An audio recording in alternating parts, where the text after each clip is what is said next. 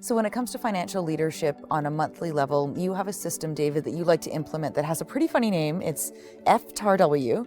What does it stand for and how does it work? F, which stands for forecast, and then T, which stands for track, A, which stands for adjust, R, which stands for review, and W, which stands for write.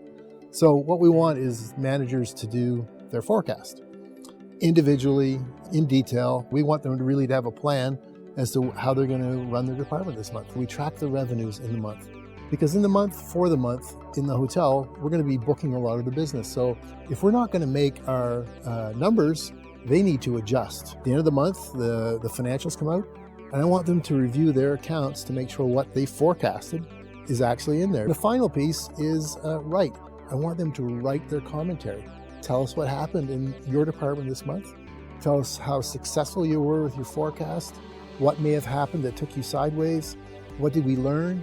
And then we start all over again. And this is a continual learning process that we follow every month. And collectively, we move to having more and more people complete the 5 steps. Once I have this routine in place, it really gives me a great tool to be able to plan and execute my departmental results. A lot of the managers, they do it without realizing it, but they haven't really actually put it together in a routine or in a flow-through process. And so I think by showing them that these are things that you do or you think about anyways, but we're just formalizing it. When you become process-driven, you become successful. If you're off by 10%, using your example, expenses got to be reduced by 10%. If you're having a better month, you have to have a better flow-through.